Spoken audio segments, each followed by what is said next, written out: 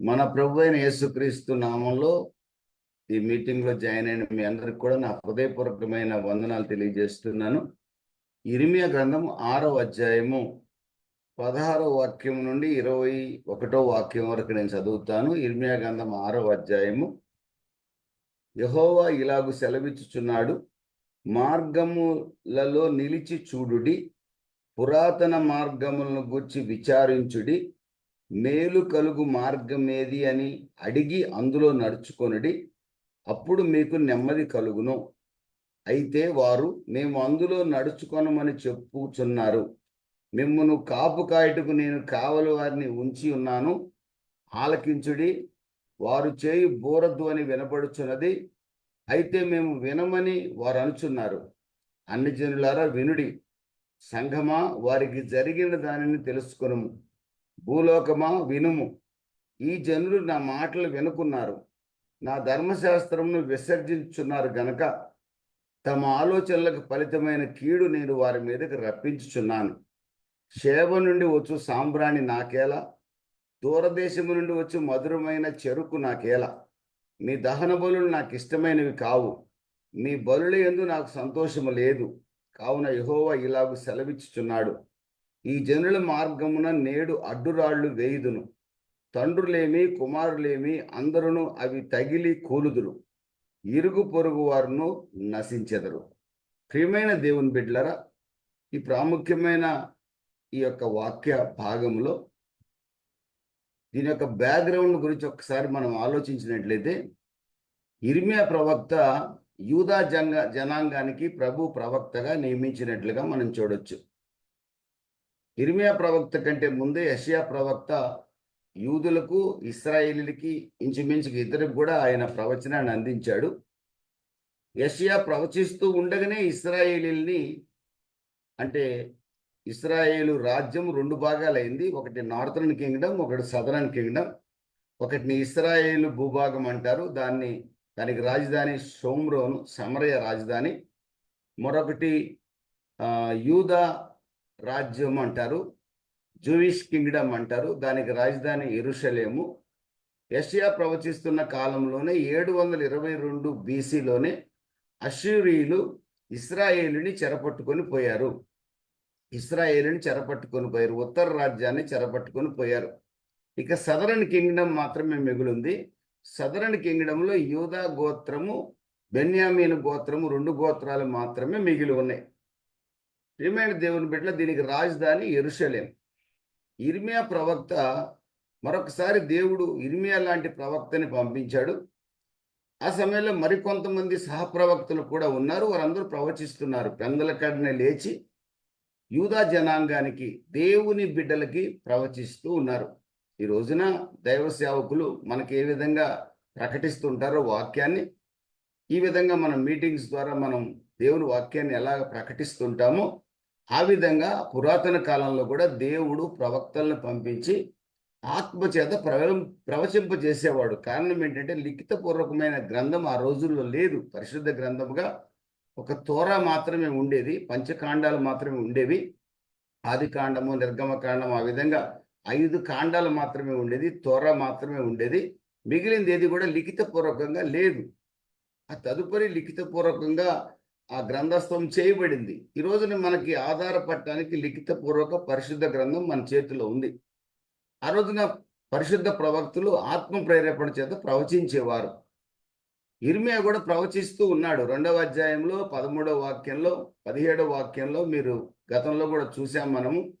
జీవజలముల ఊటనైనా నన్ను విసర్జించటం వల్లనే కదా మీకు శ్రమ కలుగుతున్నది అని ఇర్మియా ప్రవక్త ద్వారా దేవుడు మాట్లాడుతున్నాడు. మీరు జీవజలముల ఊటనైనా నన్ను విసర్జించి మీ కొరకు నీరు నిలవని తొట్లను తొలిపించుకున్నారు అంటున్నాడు. ఇశ్రాయేలీలు అలాగే చేశారు, యూదా జాతి కూడా అలాగే చేసింది. ప్రియమైన దేవుని బిడ్డలారా, పెందల కడనే లేచి దేవుడు తన ప్రవక్తల ద్వారా హెచ్చరిస్తూ ఉన్నాడు. ఆ హెచ్చరికలో భాగంగానే దేవుడు మరొకసారి సెలవిస్తున్నాడు. 6:16లో, మార్గములో నిలిచి చూడండి, మార్గములో నిలవండి, చూడండి, పురాతన మార్గములో గూర్చి విచారించండి, మేలు కలుగు మార్గమేదో అని అడగండి, అందులో నడవండి. ఈ చోట 5 పాయింట్స్ మనం ఈ చోట చూడొచ్చు. మొట్టమొదట మార్గములో నిలవండి, మార్గములో నిలిచి చూడండి.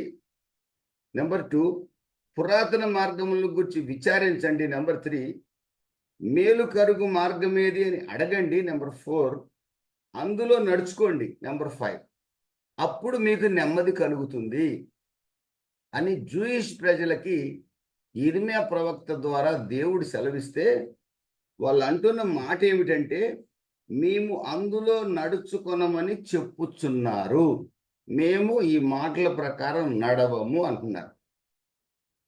జూయిష్ ప్రజలు క్రాస్ రోడ్స్లో ఉన్నారు. వారొక ఎటు వెళ్ళాలో తెలియని మార్గంలో నిలిచి ఉన్నారు. సర్టన్ డిఫికల్టీస్ మధ్యలో ఉన్నారు.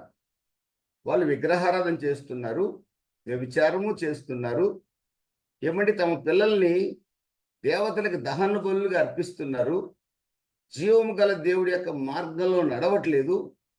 కానీ దేవుడికి కోడల్ని మేకల్ని బలులుగా అర్పిస్తూ ఉన్నారు, విగ్రహాలకు కూడా అర్పిస్తున్నారు. అంటే ఇటు దేవుణ్ణి పూజిస్తున్నారు, సాతానును కూడా పూజిస్తున్నారు. ఇటు ఇటు ప్రజల్ని దోచుకుంటున్నారు, వికృతమైన పాపపు చేష్టలు చేస్తున్నారు, మరలా దేవుని మందిరానికి వచ్చి దండం కూడా పెట్టుకుంటున్నారు. అంటే దేవునికి విరుద్ధమైన కార్యాలు చేస్తూ దేవుణ్ణి ఆరాధిస్తామని చెప్పుకుంటున్నారు. అందుకే దేవుడు ఏమంటాడు, చివరి వాక్యాలు ఆయన అంటున్న మాట ఏమిటని కనుక మేము చూస్తే, మీ బలుల యందు నాకు సంతోషము లేదు, మీ దహన బలులు నాకు ఇష్టమైనవి కావు, మధురమైన చెరుకు నాకు మీరు అర్పించాల్సిన అవసరం ఏంటి, నాకు సాంబ్రాణి పొగ వేయాల్సిన అవసరం ఏంటి? కాబట్టి మీరు ఏం చేసినా నన్ను సంతృప్తి పరచలేరు. మీరు పాపాన్ని విడిచిపెట్టి నా మార్గంలో నడిస్తే తప్ప మీరు నన్ను సంతృప్తి పరచలేరు. కాబట్టి మీరు ఏమంటున్నారు, మీ మాట మేము వినము అని డైరెక్ట్గా చెప్పేశారు. కనుక మీ మార్గములో నేను అడ్డురాళ్ళు వేయబోతున్నాను, మీ మీదకి నేను శత్రువుని పంపించబోతున్నానని ప్రభు స్పష్టంగా ఆ కొన్ని వాక్యాలను ప్రకటించాడు.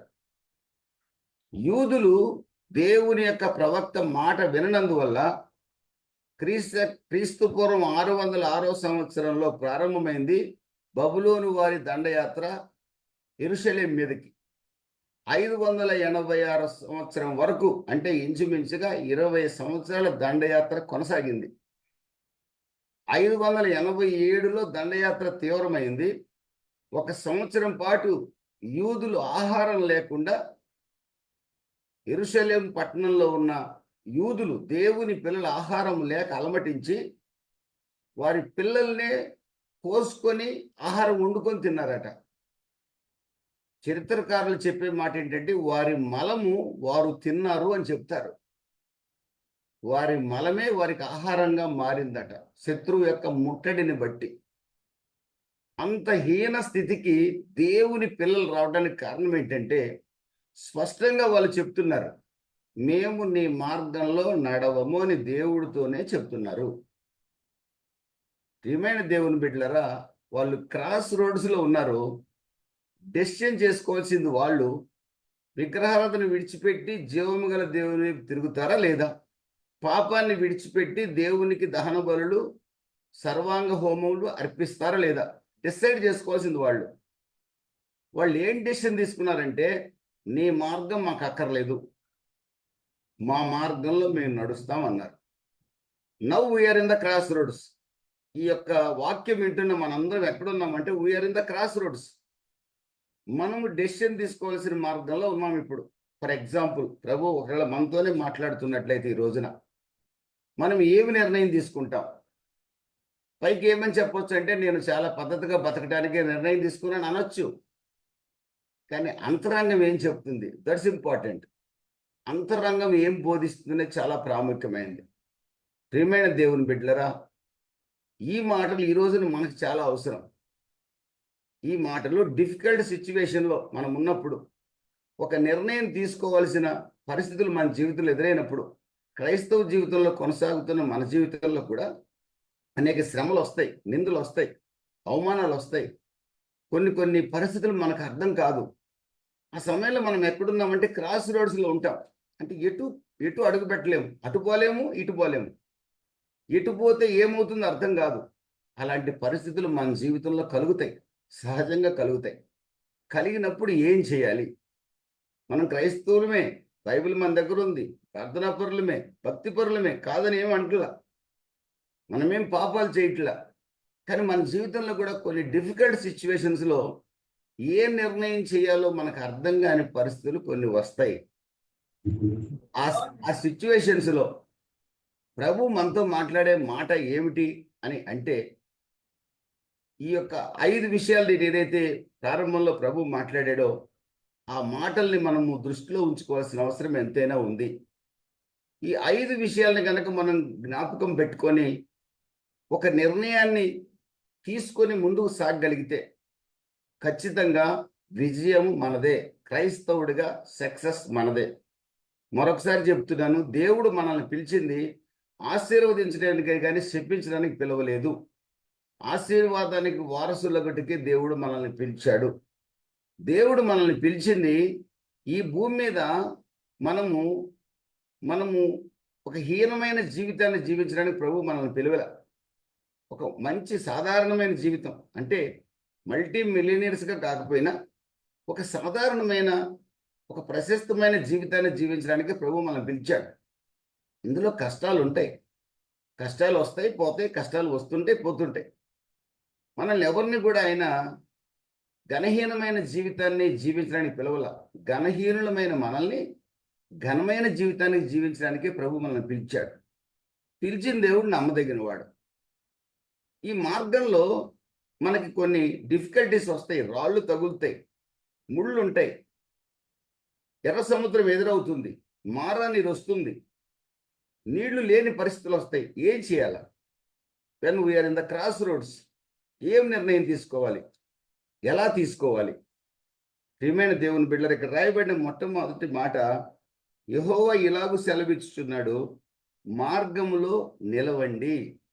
ఫస్ట్ ఆఫ్ ఆల్ మన జీవితంలో ఏదైనా ఒక డిఫికల్టీ, ఒక ట్రబుల్, ఒక ట్రయల్, ఒక ట్రిబులేషన్ ఏదైనా ఎదురైనప్పుడు, అది పిల్లల ద్వారా కానీ, మన ద్వారా కానీ, సంఘం ద్వారా కానీ, ఎవరి ద్వారానే కావచ్చు, సమాజం ద్వారా కానీ, first we have to stand still. మనము నిలవాలి, మనం పారిపోయే వరకు ఉండకూడదు. హేస్టీగా అటో ఇటో జంప్ చేసేటట్టు ఉండకూడదు. అయితే అటో లేకపోతే ఇటు అంటుంటారు కొంతమంది. మా చిన్నప్పుడు అయితే అటు లేకపోతే ఇటు, ఏం జరిగితే జరుగుతుందిరా, మధ్యలో ఉండకూడదు మనం అనేవాళ్ళు. ఇక్కడ ప్రభు అంటున్నాడు, నువ్వు ఎక్కడున్నావో అక్కడే ఉండు. Don't jump hastily. త్వరపడి జంప్ చేయొద్దు. ఎక్కడున్నావో అక్కడే ఆగు. ఫస్ట్ నువ్వు జంప్ చేయొద్దు, త్వరపడద్దు. ఎప్పుడు జంప్ చేయాలో, ఎటువైపు జంప్ చేయాలో నేను చెప్తా. ఇది దేవుడు తన విశ్వాసులకు బోధించిన మొదటి మాట. యూదులకు కూడా ఆ మాట చెప్పాడు. వాళ్ళు ఏం చెప్పారో తెలుసా? మేము నిలవము అన్నారు. ఈ రోజున మనతో ప్రభు చెప్తున్నాడు, క్రైస్తవ జీవితంలో ఉన్న మీరు డిఫికల్ట్ సిచ్యువేషన్ ఎదురైనప్పుడు, నిర్ణయం తీసుకోవాల్సి వచ్చినప్పుడు ఫస్ట్ మీరు నిలబడతారా అని అడుగుతున్నాడు. నేనైతే నిలుస్తాను ప్రభు అని చెప్తున్నాను. దేవునికి స్తోత్రం కలుగునుగాక. హల్లెలూయా. ఎందుకంటే యోహాను సువార్త 15వ అధ్యాయంలో నిలిచి ఉంటే బహుగా ఫలిస్తానన్న సంగతి నాకు బాగా తెలుసు. నిలిచి ఉంటే ఖచ్చితంగా ఫలిస్తాం. ఈ రోజున సేవకుడు అసలు నిలబట్లా. అక్కడికి పోతే నాకు 10 రూపాయలు వస్తాయేమో, ఇక్కడికి పోతే 1000 రూపాయలు వస్తాయేమో, ఐజాక్ గారింటికి పోతే 3000 వస్తాయేమో, అసలు నిలబట్లా. ఏ ఇంటికి పోతే నాకు ఏం వస్తుందా అని తిరుగుతూనే ఉన్నాడు బొంగరంలాగా. జీవితం బొంగరం అయిపోతుంది. జీవితమే పనికిరాకు, సేవే పనికిరాకుండా పోతుంది. ఎదుగుదల ఉండదు. ఎవరినైనా రక్షణలోకి నడిపించాడా అంటే అతడు కూడా పరలోకానికి పోతాడా లేదని డౌట్. ఈ రోజున అలాంటి దౌర్భాగ్యమైన సేవలు జరుగుతున్నాయి. వాటిని ప్రోత్సహిస్తున్నారు విశ్వాసులు ఘనత కొరకు.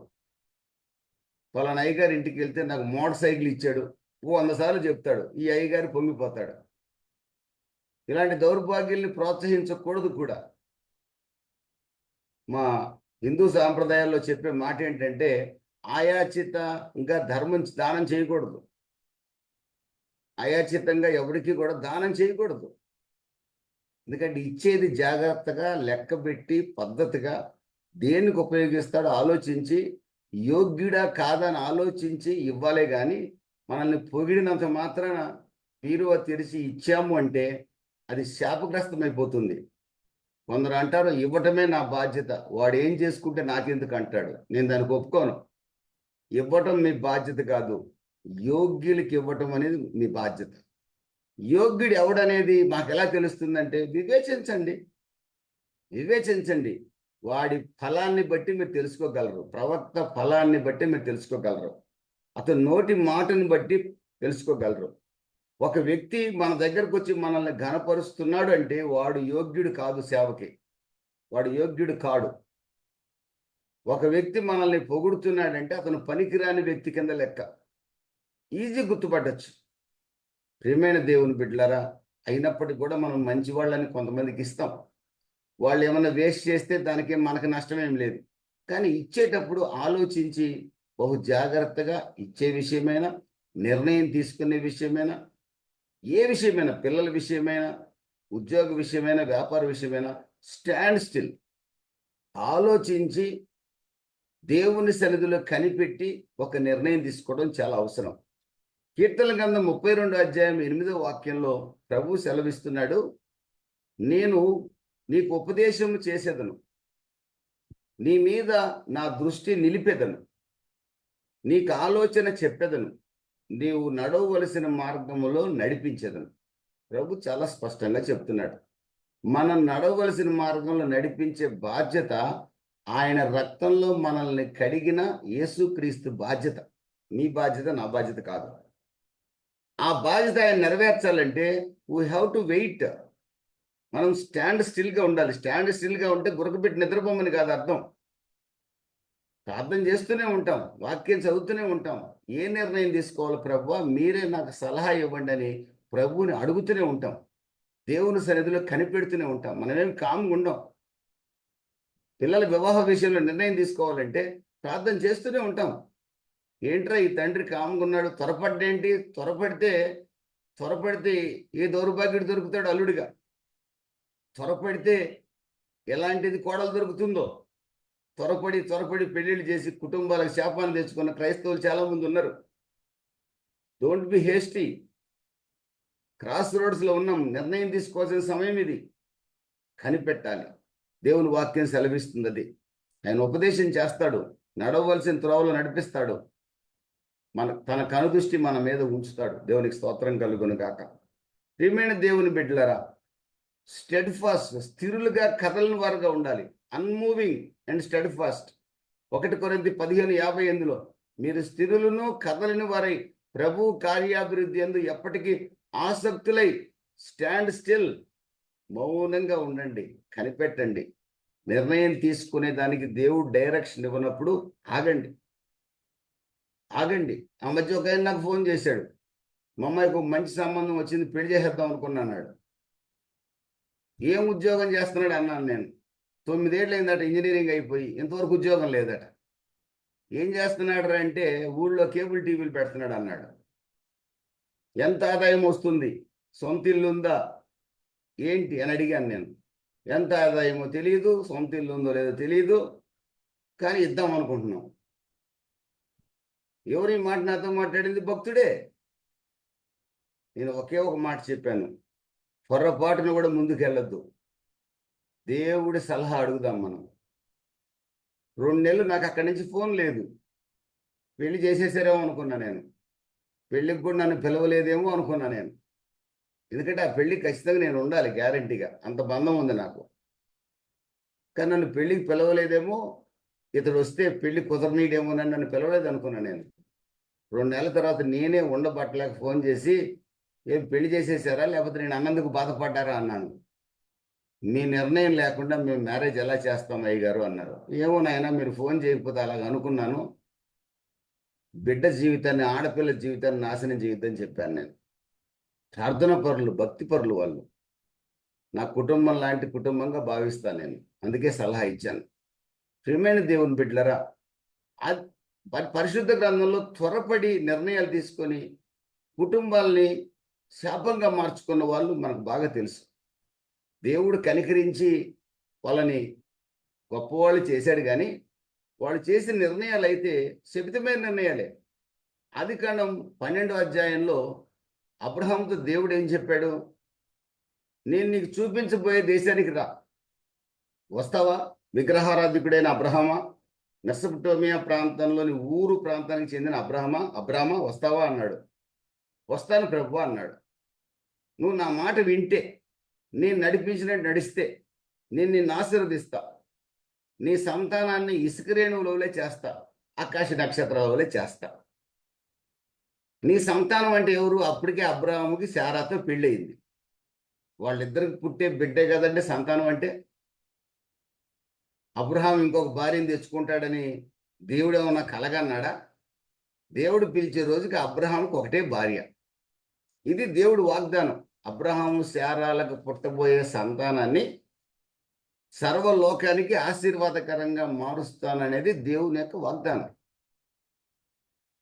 ఆదికాండం 15వ అధ్యాయంలో కూడా దేవుడు మరలా చెప్పాడు, దమస్కు ఎలియేజరే కదా నా వారసుడు, నాకు బిడ్డలు లేరు కదా అని అబ్రహాం ఏడుస్తుంటే దేవుడు అంటాడు, దమస్కు ఎలియేజరు నీ దాసుడు నీకు వారసుడు కాడు, నీ గర్భవాసాన బిడ్డ పుట్టబోతున్నాడు. అతనికి నేను నైలు నది నుండి, ఈజిప్ట్ నది నుండి యూఫ్రటిస్ నది మధ్య భాగాన్నంతా నేను ఇస్తా. ఇప్పుడున్న ఇరాన్, ఇరాక్, సిరియా, జోర్డాన్, ఈ ప్రాంతాలన్నీ కూడా దేవుడు ఇస్తానని ఇశ్రాయేలు స్వాస్థ్యం అది, అబ్రహాం స్వాస్థ్యం అది. ఒక రోజున ప్రపంచమే అబ్రహాం వంశం యొక్క స్వాధీనం కాబోతుంది. దేవునికి స్తోత్రం కలుగును కాక. దేవుడు స్పష్టంగా 15వ అధ్యాయంలో చెప్పాడు. కానీ 16వ అధ్యాయంలో భార్య మాట విని అబ్రాము తొందరపడ్డాడు, ఒక హేస్టీ డెసిషన్ తీసుకున్నాడండి. దానివల్ల కలిగిన నష్టం ఏంటో తెలుసండి ప్రియమైన దేవుని బిడ్డలరా. ఆ రోజున అబ్రహాము కుటుంబము ఆ నష్టాన్ని అనుభవించింది.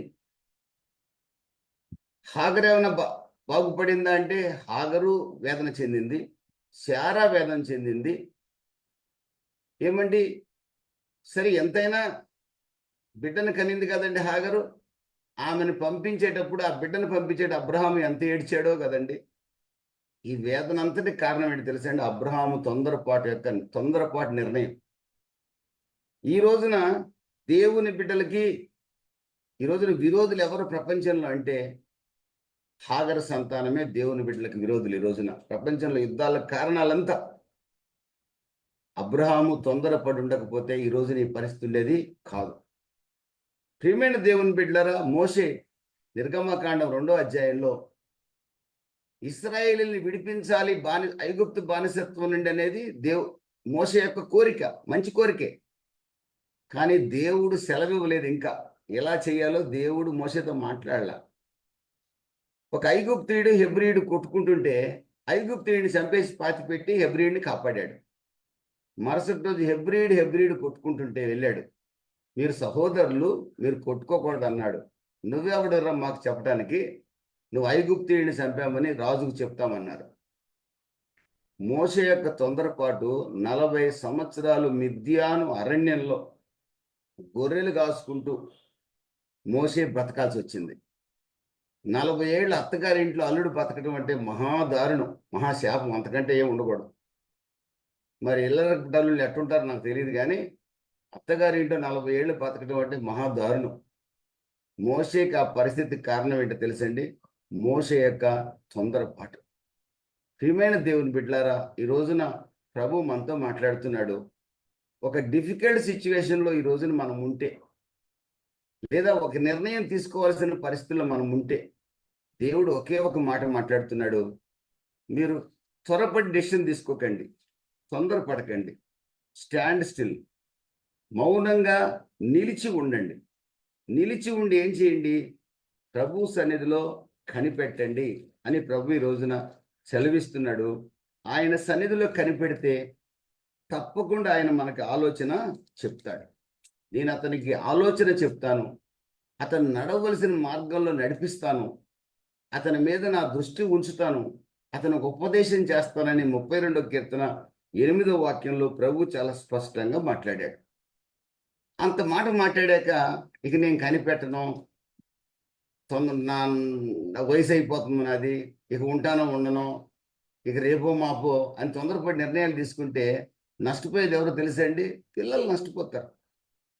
పిల్లలు నష్టపోతారు. నేను తల్లిదండ్రులకి, ముఖ్యంగా క్రైస్తవ తల్లిదండ్రులకు చెప్తాను, మన పిల్లలకి ఏమి ఆస్తులు ఇవ్వకపోయినా పర్లా, అప్పులు మాత్రం ఇచ్చిపోవద్దండి. అప్పులు మాత్రం ఇచ్చిపోవద్దు. అది భయంకరమైన శాపం. ఏ క్రైస్తవ తండ్రి కూడా ఆ పరిస్థితుల్లో కుటుంబాన్ని విడిచిపెట్టకూడదని మాత్రం నేను ఒక దైవ సేవకుడికి కోరుకుంటున్నాను. అలాగే బ్రతకాలని కూడా నేను ఆశపడుచున్నాను. దేవుని స్తోత్రం కలుగును కాక. సేవలోనైనా సరే, స్పిరిచువల్ లైఫ్లోనైనా సరే, డోంట్ బి హేస్టీ. ఒక అతను సేవకు వచ్చాడు. ఏ మంచి దైవ సేవకులు చాలా మంది ఉన్నారు, నమ్మకమైన వాళ్ళు. వాళ్ళ దగ్గర ఎలాంటి ట్రైనింగ్ తీసుకోవాలా, పరిశుద్ధ గ్రంథంలో కూడా అంత పెద్ద జ్ఞానం కూడా సంపాదించాల. కానీ ఆత్మీయ తీవ్రత ఎక్కువ ఉంది అతనికి. తొందరగా సేవ చేసేయాలా, తొందరగా సేవ చేసేయాలా. నేను కూడా సేవకు వచ్చిన కొత్తలో త్వరగా సేవ చేసేయాలని ప్రతి ఒక్కడికి ఫోన్ చేసి, అతను నన్ను పిలుస్తాడేమో, ఆ ప్రాంతంలో సువార్త చెప్పొచ్చుని ఎదురు చూసేవాడిని. 3 సంవత్సరాల తర్వాత ప్రభు నాతో మాట్లాడాడు, నువ్వు ఎవరికి ఫోన్ చేయొద్దు, నేను నీకు ఫోన్ చేసి నువ్వు ఎక్కడికి వెళ్ళాలో అక్కడికి పంపిస్తానన్నాడు. ఆ రోజు నుంచి అదే మాట మీద ఉన్నాను.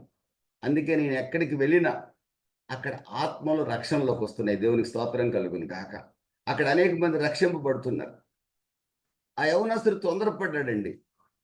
వెళ్ళకూడని స్థలానికి వెళ్ళాడు, సేవ చేయటం ప్రారంభించాడు. పడకూడని గోతిలో పడిపోయాడు. జీవితం అస్తవ్యస్తమైపోయిందండి. ఎందుకు పనికి రాకుండా పోయాడు? సేవలో కూడా డోంట్ బి హేస్టీ. తొందరపడి నిర్ణయాలు తీసుకోకూడదు. కీర్తన గ్రంథం 37:7 అంటున్నాడు, యెహోవా ఎదుట మౌనముగా ఉండి ఆయన కొరకు కనిపెట్టుకొనుము, తన మార్గమున వర్ధిల్లు వాని చూసి వ్యసన పడకుము, దురాలోచనలు నేర్చుకొని వాని చూసి వ్యసన పడకుము. ఎవరిని చూసి మనం వ్యసన పడద్దు. అతడు నాకంటే వెనకొచ్చాడు సేవకి, అతని సేవ బాగుంది, ఈయన నాకంటే చిన్న ఉద్యోగస్తుడు, ఈయన బాగా సంపాదించాడు, ఏమండి ఇతను అసలు మా ముందు ఇతను ఎంత, నా ముందు ఇలా పెరిగిపోయాడు. ఒక ఆయన నోటి నుంచి ఇవే మాటలండి. నాకు ఈ వనస్థలిపురంలో ఒక ఆయన దగ్గర ఇవే మాటలు వింటం మానేశాయి. ఈ మధ్య ఆ ప్రాంతానికి పోవడమే మానేశాయి. ఇంకా ఇవే మాటలు. నేను అప్పిస్తే బతికాడు, ఈరోజు చూడు 5 అంతస్తులు కట్టాడు, నువ్వు కూడా కట్టొచ్చు కదా. ఎందుకు ఆ మాటలు? క్రైస్తవుల నోట చాలా బాధాకరం. ఎవరిని చూసి వ్యసన పడకూడదండి. మౌనంగా ఉండి ఆయన సన్నిధి కొరకు, ఆయన సన్నిధిలో ఆయన ఏం మాట్లాడతా కనిపెట్టడం ఒకటే మనం చేయాలండి. కీర్తనల గ్రంథం 45:10 ఒక మాట అంటాడు. 45:10 కూడా 46:10వ వాక్యంలో కూడా, ఊరకుండుడి, నేనే దేవుడనని తెలుసుకొనుడి. ఊరకుండండి. Be quiet, be still, stand still. నేనే దేవుడిని తెలుసుకోండి.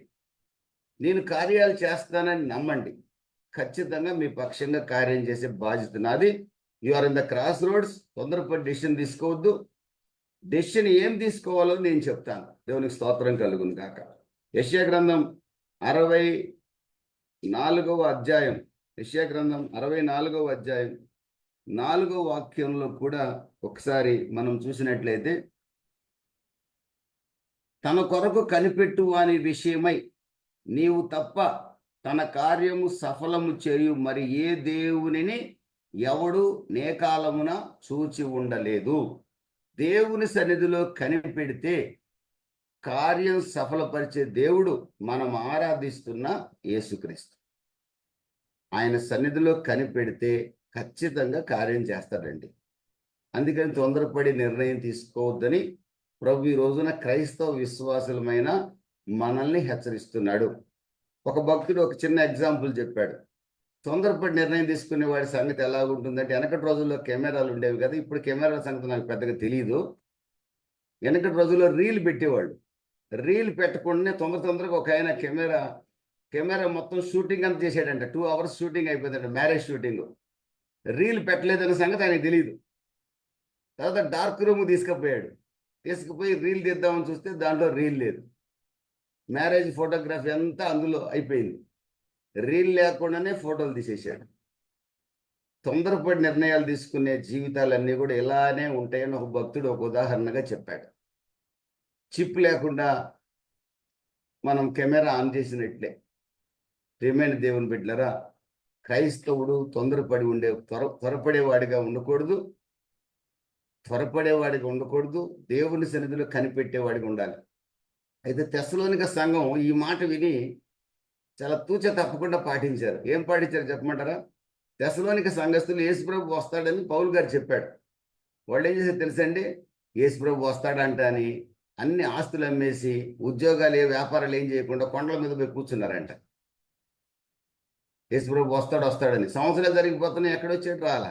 అప్పుడు పౌలు గారికి ఎవరో చెప్పారట, అయ్యా యేసుప్రభు వస్తాడని చెప్పావట కదా, నువ్వు చెప్పిన మాట నిజమే కదా.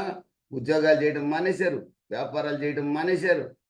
ఏమండి, ఇక అందరూ శుభ్రంగా ఉన్నదేదో తినేస్తున్నారు.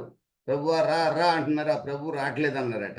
అప్పుడు పౌలు గారు మళ్ళీ తెస్సలోనిక సంఘానికి రాస్తూ అంటున్నాడు, ఎవడైనా కష్టపడి పని చేయకపోతే వాడికి భోజనం పెట్టద్దని చెప్పేసాడు ఆయన. ప్రభు వస్తాడు, ఎదురు చూడండి. కానీ పని మానేసి, ఉద్యోగం మానేసి, పాటలు పాడుకుంటా, భజన చేసుకుంటా, పరిశుద్ధ పరిశుద్ధ పరిశుద్ధ ప్రభు అనుకుంటా, ఇంట్లో వంట చేయకుండా, ఏమండి ఇల్లు ఉడుచుకోకుండా కూర్చోమని కాదు అర్థం. ప్రభు వస్తాడు. మన పనులు మనం చేసుకుంటూ ఉంటే ఒకరోజు ఆయన తప్పనిసరిగా వస్తాడు. దేవునికి స్తోత్రం కలుగును గాక. ప్రియమైన దేవుని బిడ్డలారా, ప్రియమైన వారులారా, అపోస్తుల కార్యాలు 6వ అధ్యాయం, అపోస్తుల కార్యాలు 16వ అధ్యాయం 6వ వాక్యంలో పౌలు గారు ఒక ప్రాంతానికి వెళ్ళాలని ఆలోచన చేసినప్పుడు పరిశుద్ధాత్ముడు అతన్ని అడ్డగించాడు అని అక్కడ రాసింది. పరిశుద్ధాత్ముడు అడ్డగించాడు అని రాసింది. పరిశుద్ధాత్ముడు ఎందుకు అడ్డగించాడు? పరిశుద్ధాత్ముడు ఎందుకు ఆయన సేవ చేస్తానన్నప్పుడు వెళ్ళనీయలేదు అనే ఆలోచన చాలా మంది కలుగుతుంది.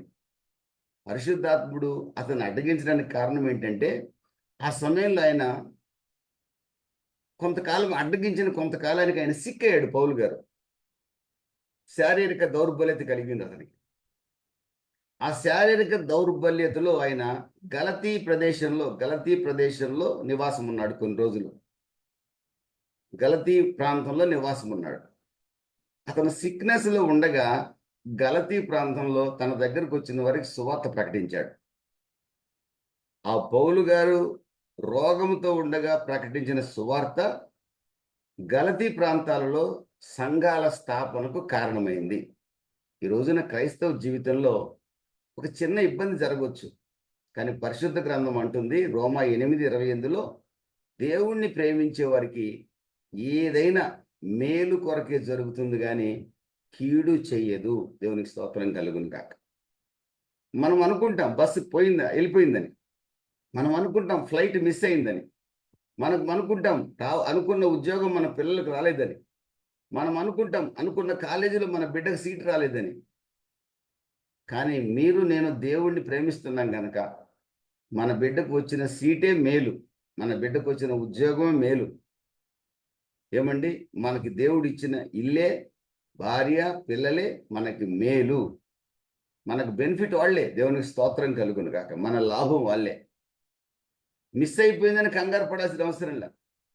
మనం దేవుణ్ణి ప్రేమిస్తున్నాం కనుక సమస్తము సమకూడి మేలు కొరకే జరుగుతాయి కానీ మన కీడు జరగదు. పౌలు గారు సిక్నెస్ని బట్టి బాధపడి ఉంటాడు ఆయన. నేను ముందుకు వెళ్దాం అనుకుంటుంటే, నేను ఫార్వర్డ్ అవుదాం అనుకుంటే ప్రభు ఆపేసేది ఏంటని కొద్దిగా సనిగి కూడా ఉంటాడు. కానీ ఎప్పుడు కూడా నిలిచి ఉండాలి. తొందరపడి ముందుకు పోవటానికి ప్రయత్నం చేయొద్దు. దేవుడు ఏ స్థలంలో ఏ స్థాయిలో పెడితే ఆ స్థాయిలో మౌనంగా దేవుని సన్నిధిలో కనిపెట్టగలగాలి. పౌలు గారికి ఆ సంగతి ఎప్పుడు అర్థమైంది తెలుసా? ఆయనకి సిక్నెస్ వచ్చి గలతీ ప్రాంతంలో, గలతీలకు రాసిన పత్రిక 4వ అధ్యాయం 13వ వాక్యంలో ఆయన సువార్త ప్రకటించినప్పుడు గలతీ ప్రాంతంలో సంఘం ఏర్పడిన తర్వాత అప్పుడు ఆయనకు అర్థమైంది, నాకు వచ్చిన ఈ సిక్నెస్, ఈ రోగం ఈ గలతీ ప్రాంతంలో సువార్త ప్రకటన కొరకే ఆయనకు అర్థమైంది. దేవునికి స్తోత్రం కలుగును కాక. ప్రియమైన దేవుని బిడ్డలారా, మన జీవితంలో ప్రతి డిఫికల్టీ కూడా, ప్రతి ట్రబుల్, ప్రతి ట్రయల్, ప్రతి సిక్నెస్ కూడా మన మేలు కొరకే, దేవుడి మహిమ కొరకే. మనకి ఎలాంటి నష్టము చేయదు. ఈ ధైర్యాన్ని కలిగి క్రైస్తవులుగా మనం ఉండాల్సిన అవసరం ఎంతైనా ఉంది. మరొక విషయాన్ని కూడా నేను చెప్తాను. అక్కడ రాయబడిన వాక్యంలో పురాతన మార్గములను గురించి విచారించుడి అని ఉంది. మొదటి 2 విషయాలని కలిపి చెప్పాను.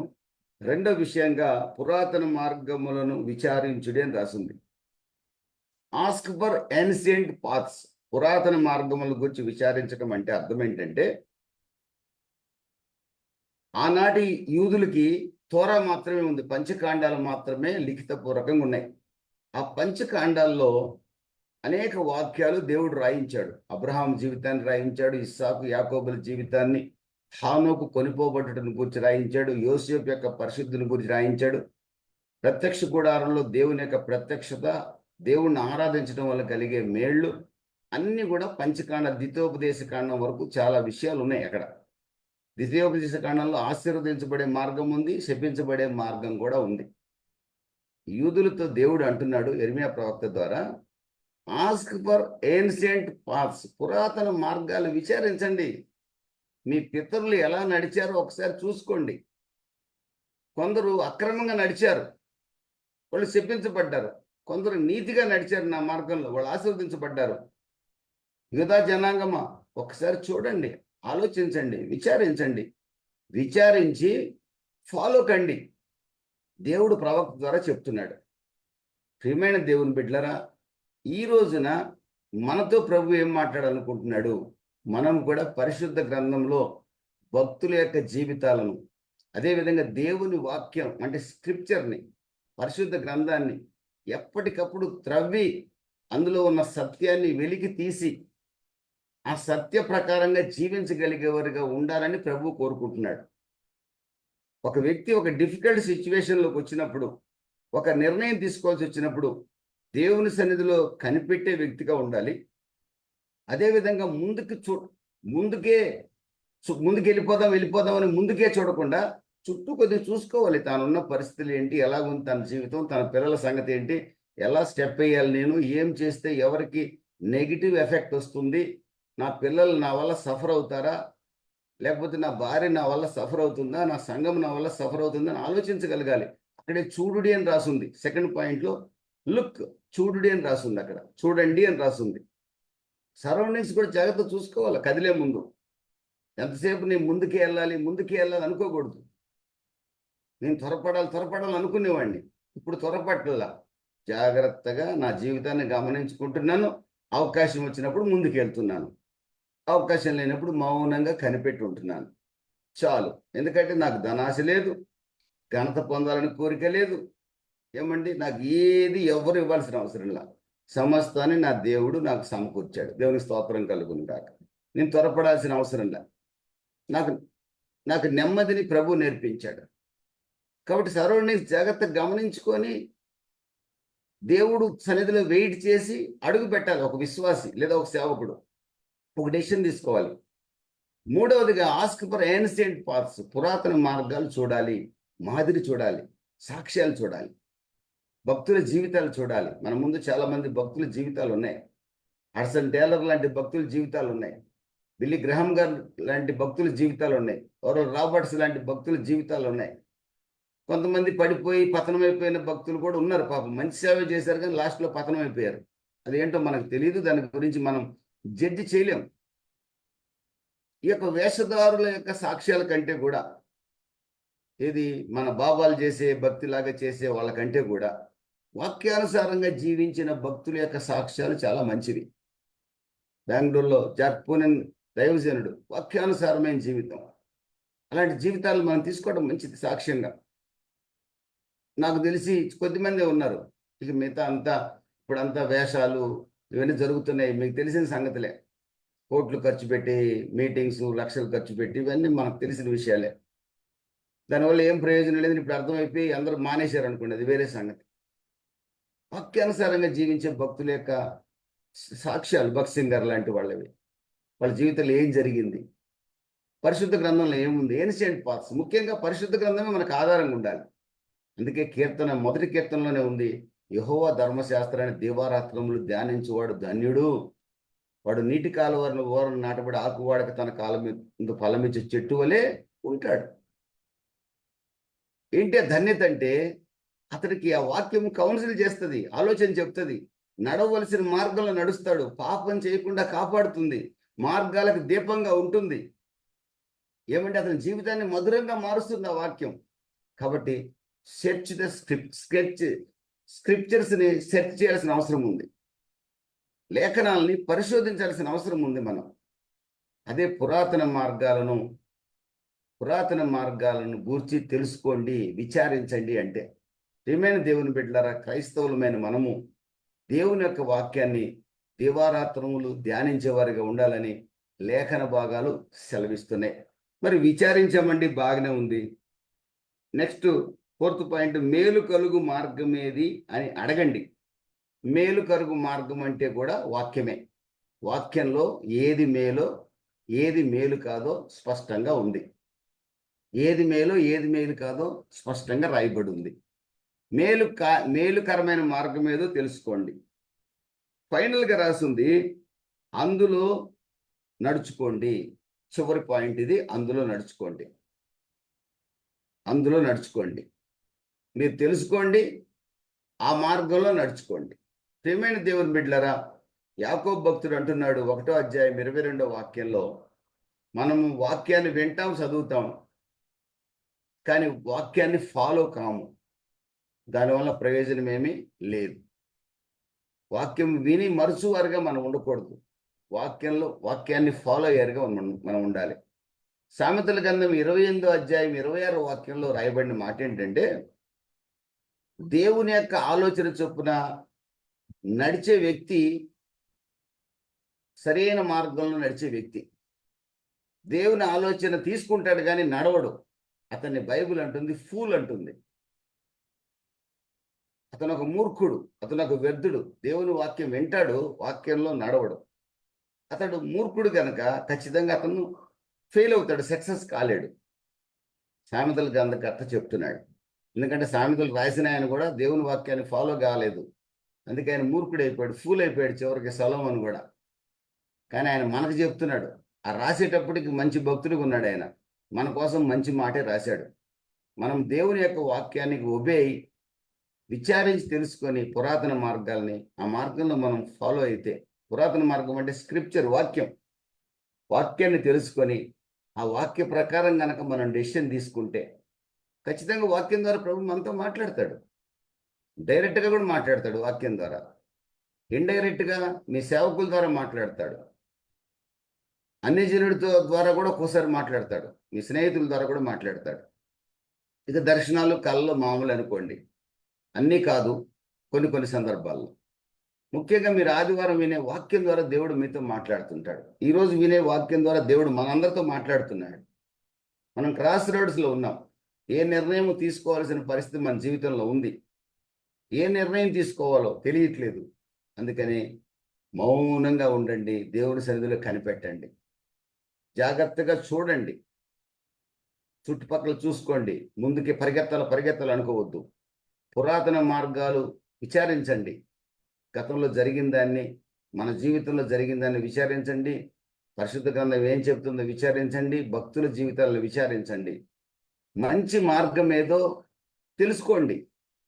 ఏది మంచి మార్గమో పరిశుద్ధ గ్రంథంలో స్పష్టంగా, డైరెక్ట్గా, ఇండైరెక్ట్గా ప్రభు మనతో మాట్లాడతాడు. దేవదూతలు వచ్చి మనతో మాట్లాడాల్సిన అవసరం లేదు. పరిశుద్ధ గ్రంథమే దేవుని వాక్యం. దాని ద్వారా చదువుతుంటే మాట్లాడతాడు ప్రభు మనతో. అన్నీ జరిగిన తర్వాత ఆ వాక్యాన్ని, ఆ మార్గాన్ని ఫాలో కండి, ఆ మార్గాన్ని ఆచరించండి, ఆ మార్గమే నడవండి. ప్రభు ఈ రోజున మనతో కూడా మాట్లాడుతున్నాడు. ఇలా చేయగలిగితే ప్రియమైన దేవుని బిడ్డలారా, మనం ఎవరమో తెలుసా? 91వ కీర్తన 1-2 వాక్యాల ప్రకారం, మహోన్నతుని చాటున నివసించు వారము, సర్వశక్తుని నీడన విశ్రమించు వారము. ఏ అపాయం మన గుడారాన్ని సమీపించదో, నెమ్మది మన జీవితంలో కలుగుతుంది. మన ఆత్మకి రెస్ట్ కలుగుతుంది. మనకు నెమ్మదిగా బతకగలుగుతాం. కంగారు పడిపోయి జీవితాన్ని శాపంగా మార్చుకోవడం కంటే నెమ్మదిగా దేవుని సన్నిధిలో కనిపెట్టి వాక్యాన్ని ధ్యానిస్తూ ప్రార్థిస్తూ ప్రశాంతమైన జీవితాన్ని జీవించవలసిన అవసరం మనకుంది. మన బాధ్యత. మన పిల్లలకు దాన్ని నేర్పించాల్సిన అవసరం ఎంతైనా ఉంది. అందుకే మత్తయి సువార్త 11:25 అంటాడు, నేను విశ్రాంతి కలగజేస్తాను, నా యొద్దకు రండి అని ప్రభువు సెలవిస్తున్నాడు. యేసుక్రీస్తు ఒక్కడే మనకు విశ్రాంతిని ఇచ్చేవాడు. ఇంకెవడు మనకు విశ్రాంతిని ఇవ్వలేడు. యేసు మీదనే ఆధారపడదాం, యేసు వైపే చూద్దాం, యేసు మీదనే లక్ష్యం ఉంచుదాం. అట్టి కృప ప్రభు మనకి అనుగ్రహించును గాక. దేవునికి స్తోత్రం కలుగును గాక.